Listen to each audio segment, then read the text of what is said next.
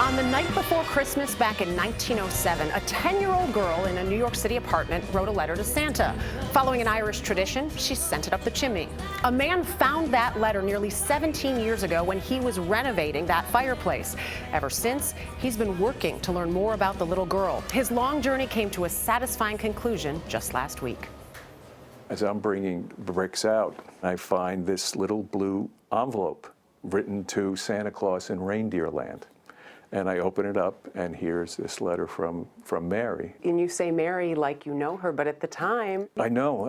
It's funny. She made her own envelope. Pete Mataliano didn't know 10-year-old Mary McGann. December 24th, 1907. Dear Santa Claus. When he discovered her partially charred letter in his fireplace. My little brother would like you to bring him a wagon, which I know that you cannot afford. He was struck by the last line of Mary's note. She doesn't ask for anything for herself and then says, please do not forget the poor. I mean, you know, the spirit of Christmas, that generosity and maturity. She's 10.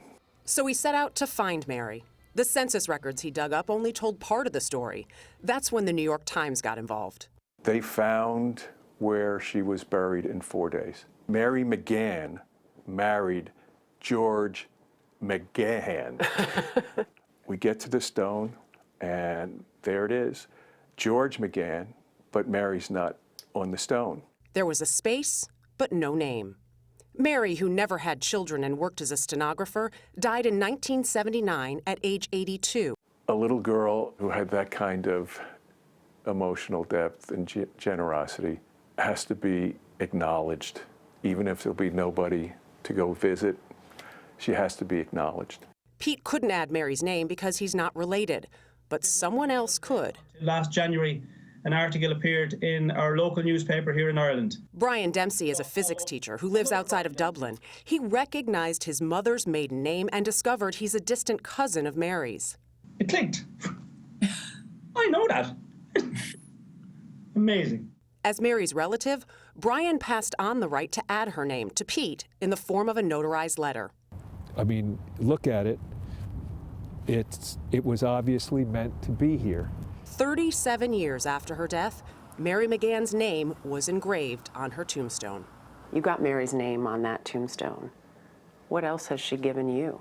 Anytime things seem to be going south, I still take a look at the letter and I say, all right, okay. It's more than the Christmas spirit. It's the Christmas spirit personified. Wow. This was an amazing story, what he had to go through in order to do this, and just the fact that somebody in Ireland would see this story and know that he had relatives that had lived at that same address, and to reach out. It was crazy things that just fell into place. It's a beautiful story, especially for this time of year. Yeah. I love that he worked so hard to make it happen. Yeah.